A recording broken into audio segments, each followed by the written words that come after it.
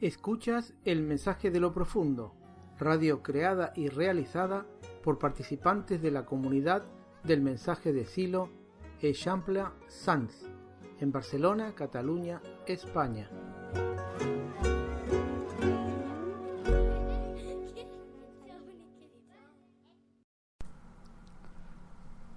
Hola, aquí estamos de nuevo con un nuevo programa y voy a explicar de qué vamos a tratar en el programa de hoy, que conjuntamente lo vamos a realizar con los amigos del programa anterior, Lucero. Hola, ¿qué tal? ¿Cómo estáis? Y Óscar. Hola, ¿qué tal? Una vez que hemos hecho el saludo, como decía, os voy a explicar los temas que trataremos en el día de hoy. Hablaremos del mensaje de Silo, de quién es Silo, del libro La mirada interna, de la acción del mensaje y la acción en el mundo, cómo formar una comunidad del mensaje, y antes del cierre del programa haremos un pedido.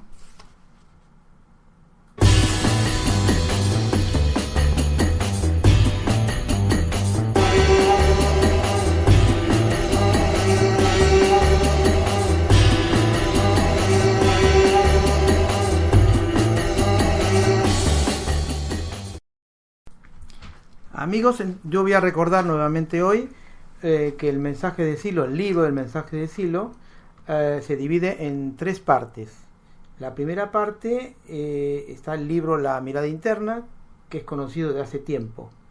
La segunda parte del mensaje es la experiencia, que está planteada a través de 8 ceremonias. Y la tercera parte del libro El mensaje de Silo es el camino. El camino es un conjunto de reflexiones y sugerencias. El mensaje es expresión de lo profundo, de la interioridad del espíritu humano, capaz de trascender los tiempos y los espacios en que vive nuestro yo.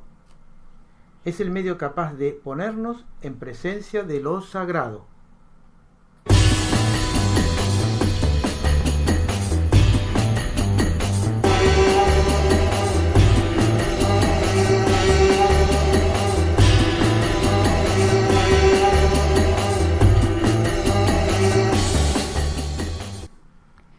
Muy bien, pues ahora pasaré a explicaros quién fue Silo.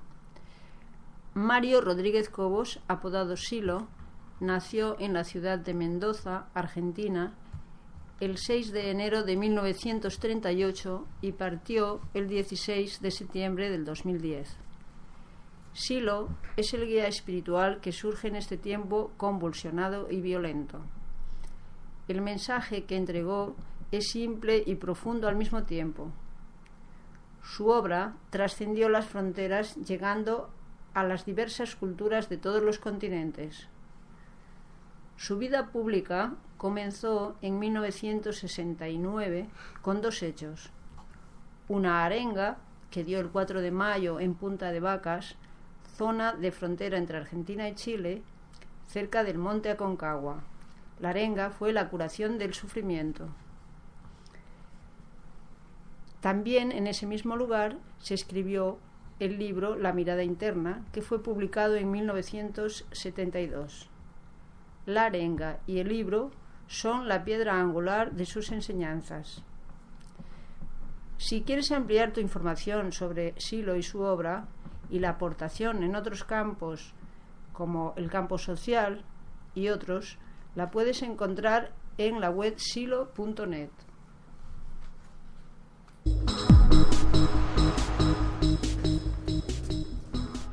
Recuerda que puedes contactar con nosotros al mail elmensajedeloprofundo@gmail.com elmensajedeloprofundo@gmail.com.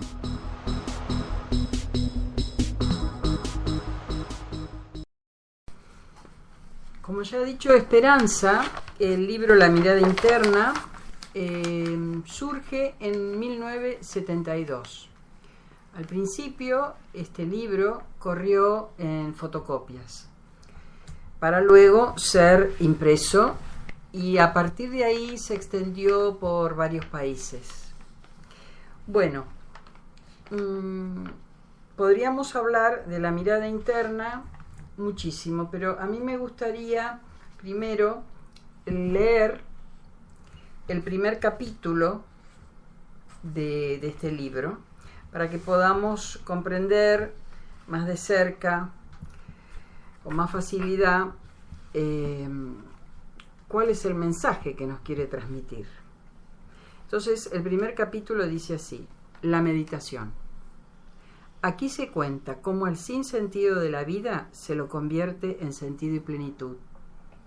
Aquí hay alegría, amor al cuerpo, a la naturaleza, a la humanidad y al espíritu. Aquí se reniega de los sacrificios, del sentimiento de culpa y de las amenazas de ultratumba. Aquí no se opone lo terreno a lo eterno.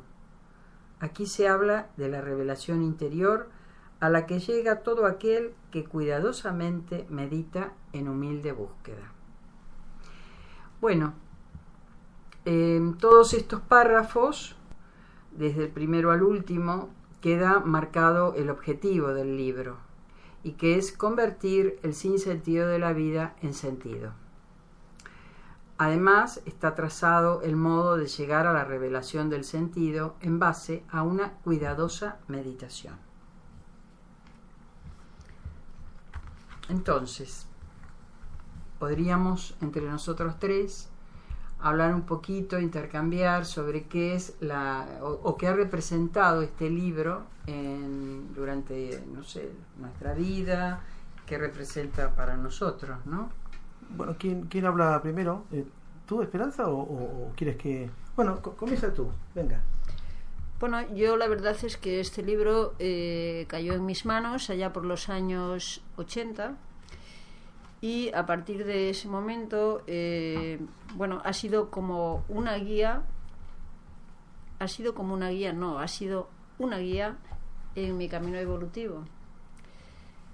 Me ha servido especialmente en momentos de pérdida de sentido, de sensación de atasco, de confusión.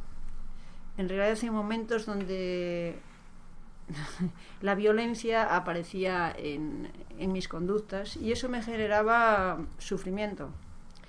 Entonces había pérdida de dirección y las acciones incoherentes se multiplicaban. Así que muchas y múltiples veces volvía a leer La mirada interna, pero llegó un momento que descubrí que por más que leyera, si no era capaz de interiorizar a través de una reflexión profunda, a través de una observación exquisita del resultado de mis acciones, es como ponerse en una disposición interna muy, muy suave, casi con un tono afectivo especial, porque si no es como difícil. No era una comprensión desde la cabeza, es desde experimentar realmente que es un registro de violencia, que es la incoherencia, cuando tu pensamiento y tu sentimiento no están en armonía, tu acción acaba siendo un desastre. Un desastre. Y ese es el registro de incoherencia, tiene un sabor de violencia interna y de desacuerdo con uno mismo, del que cuando uno toma realmente conciencia quiere salir de ahí. Así que bueno, estas son algunas de mis experiencias, y a ver, Óscar puede desgranar las suyas y quizás luego después puedo añadir algo más, pero también para darle paso a mis amigos que se expliquen. Claro. Bueno, a mí sobre todo la mirada interna me impactó en un momento de mi vida en que estaba en el sinsentido, digamos. Entonces, leer eso que representaba la mirada interna, eso que dice allí de llevar del sinsentido al sentido, para mí es una verdad como un templo, porque me sirvió para salir de ese estado en que estaba, ¿no? Y me impactaron sobre todo dos aspectos fundamentales del libro. Uno es el tema de la fuerza, que para mí yo no conocía nada del tema de la fuerza, de esa fuerza interior que habla la mirada interna, y eso por una parte. Y por otra parte, el libro también propone como unas pautas de conducta para la vida cotidiana, para el día a día. Y eso, digamos, para llevar una vida coherente, ¿no? Y se basa en una cosa que aparentemente es simple, que es el hecho de dos registros que uno puede rescatar de la propia vida, ¿no? El registro de la unidad por un lado y contradicción por otro, ¿no? Y entonces la mirada sobre esta parte del libro, que son los principios sobre todo, que hablan de una vida coherente basado en esos dos registros, unidad y contradicción, y da una serie de pautas de conducta, no como dogmas o como frases hechas, sino para que en base a esas pautas que se dan uno pueda evaluar dentro de la propia vida, de su propia existencia, la conveniencia o no de seguir esas pautas que dan los principios, que es otra de las partes que me impactó de la mirada interna, ¿no? Eso yo podría agregar eso, no sé si queréis vosotros agregar algo más. Bueno, para mí... Bueno, yo podría agregar muchas cosas, quiero decir, pero esos son para mí fundamental, ¿no? Sí, yo siempre he pensado que si alguien me preguntaba qué es la mirada interna, ¿no?, qué contiene, yo directamente le podría decir, mira, léete el primer capítulo, que he leído, que es la meditación, que para mí, cuando llegó a mis manos este libro, me impactó muchísimo, ¿no? Porque, claro, alguien que hable de alegría, ¿no? Aquí dice, hay alegría, amor al cuerpo, a la naturaleza, a la humanidad y al espíritu. Esto es maravilloso. Esto es una maravilla, claro. Entonces, es como que es de una apertura. Dice, aquí se reniega de los sacrificios, del sentimiento de culpa y de las amenazas de ultratumba. Claro. O sea... Perdona, que esto nosotros lo tenemos, por ser de la civilización occidental y cristiana, lo tenemos muy, muy grabado a fuego, ¿no? En toda nuestra infancia y educación, ¿no? El sentimiento de culpa, eso que viene de religiones antiguas, ¿no? Del cristianismo y del judaísmo, y no contraponer lo terreno a lo eterno, también me parece fantástico, ¿no? Sí, fundamental, ¿no? Sí. Al principio, por supuesto, me resultaba a veces un poco difícil su comprensión, porque claro, no estaba acostumbrada a leer este tipo de cosas, ¿no? Hasta que, bueno, luego de leerlo muchas veces y de tratar de experimentar, pude empezar a comprender con un poquito más de profundidad qué era lo que este ser humano quería transmitir, ¿no? Para mí me ha dado la herramienta necesaria para poder desarrollarme como ser humano, por ejemplo, ¿no? Silo me muestra cómo hacer un proceso interno.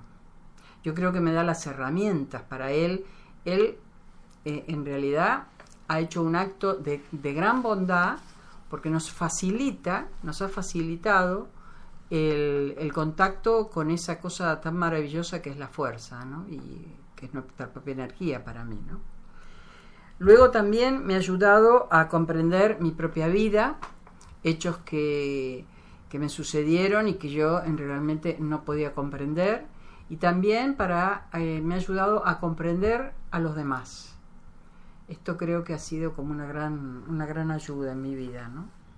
También cada vez que leo algún capítulo, veo que lo puedo comprender desde diferentes puntos de vista, ¿no? Por ejemplo, yo digo, a veces caigo en cuenta, digo, pero esto no me había dado cuenta, yo no me había dado cuenta de esto. Y eso me hace pensar de que esto es algo vivo, ¿no? De que esta enseñanza que está en este libro es de una vitalidad increíble, ¿no? Porque es algo vivo, se renueva, ¿no? Que uno lo puede ir renovando. Y que te abre el futuro. Claro. Claro, porque hay una parte que, bueno, yo tengo que decir que por una parte, perdón, hay una parte, a medida que leo, como ha comentado Esperanza hace un momento, y tú también, Luce, vemos que, yo por lo menos me pasa a mí esto, ¿no? Cada vez que leo la mirada interna, tengo una nueva interpretación sobre la mirada interna y aprendo cosas nuevas.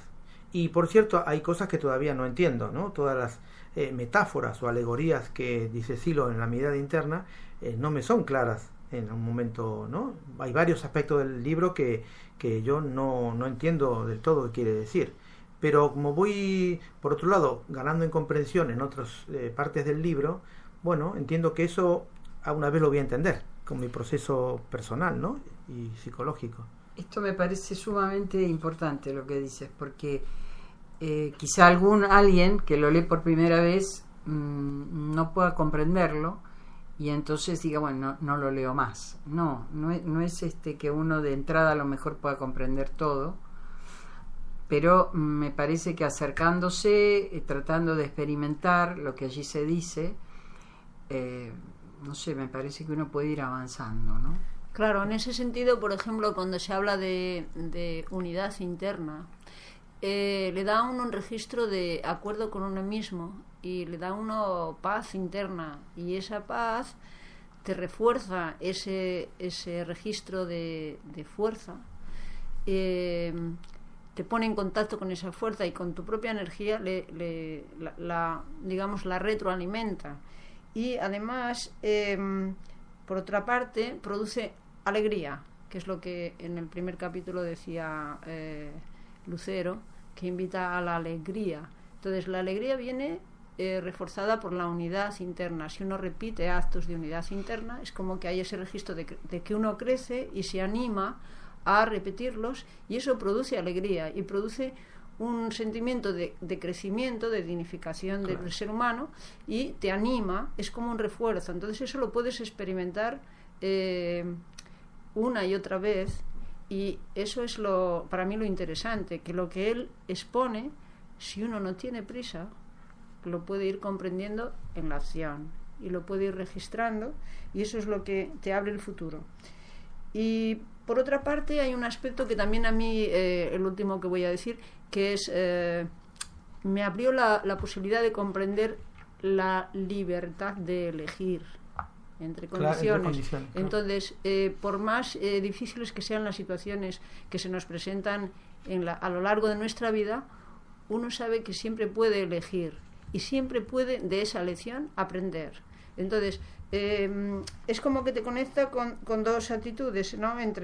Siempre puedo elegir el sí o el no en las situaciones. Entonces, para mí el sí me queda claro en la comprensión y en la experiencia, que es todo aquello que va a favor de la evolución humana, y el no y abre futuro, y el no sería lo contrario, aquello que se opone a la evolución y cierra el futuro. Bueno, ese es un ángulo de comprensión. Hay muchos otros y como decía Óscar, siempre uno puede aprender, porque también, como decía Lucero, es un proceso.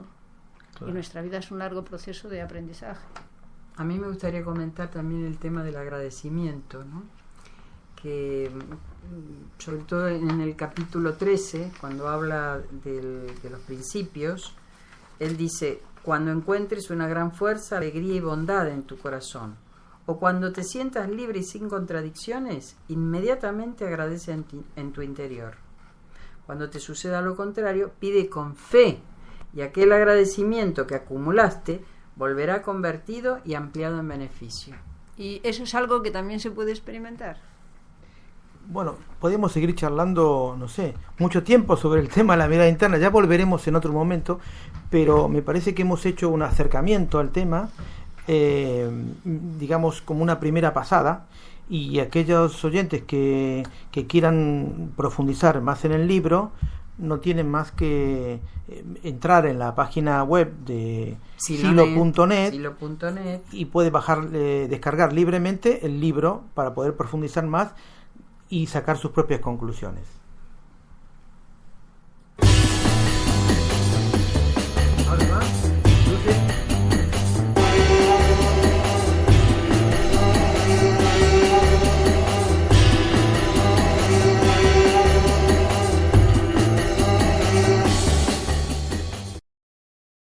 A mí, aquí mis amigos me han delegado el tema de cómo formar una comunidad. Bueno, es muy simple. O sea, la gente que tenga gusto por transmitir este mensaje, sería interesante que os reunierais, os juntarais con vuestra familia o con vuestros amigos o compañeros de trabajo, también en la universidad, alrededor de esta enseñanza. ¿Cuáles son las condiciones? Solamente dos. Una es la de libre agrupación. Las comunidades están formadas por gente de voluntarios, Y luego, libre interpretación, o sea, sin imponer y respetar al otro con el máximo de libertad. Entonces, las comunidades se pueden formar en alguna casa, en un local, no sé, en una salita, alquilando un local, en los sitios de trabajo, en la universidad, bueno, donde vosotros veáis conveniente, donde haya dos personas por lo menos que puedan reunirse con estas enseñanzas.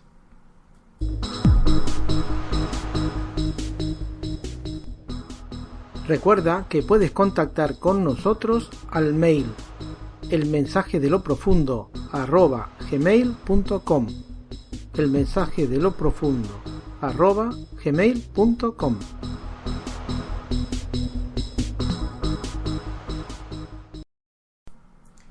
Bueno, continuamos con nuestro programa con un tema que a nosotros nos parece muy importante decirlo en este segundo programa, que es el mensaje y la acción social. Estos 6 puntos que vamos a nombrar, que son del humanismo universalista, constituyen para el mensaje la base de su doctrina social y de acción en el mundo.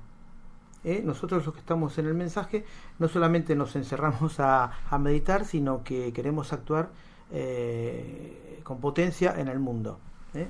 Entonces usamos la doctrina social del humanismo universalista. Y voy a leer, mejor dicho, los 6 puntos que tiene esta doctrina social. En primer lugar, se propicia la ubicación del ser humano como valor y preocupación central, de tal modo que nada esté por encima del ser humano, ni que un ser humano esté por encima de otro. En segundo lugar, afirma la igualdad de todas las personas y trabaja por la superación de la simple formalidad de iguales derechos ante la ley, avanzando hacia un mundo de iguales oportunidades para todos. En tercer lugar, reconoce la diversidad personal y cultural, afirmando las características propias de cada pueblo y condenando toda discriminación que se realice en razón de las diferencias económicas, raciales, étnicas y culturales.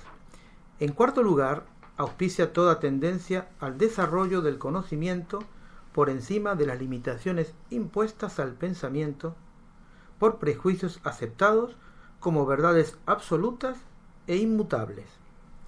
En quinto lugar, afirma la libertad de ideas y creencias. Y en sexto lugar, repudia no solamente la violencia física, sino todas las otras formas de violencia, la económica, racial, sexual, religiosa, moral y psicológica, como casos cotidianos arraigados en todas las regiones del mundo.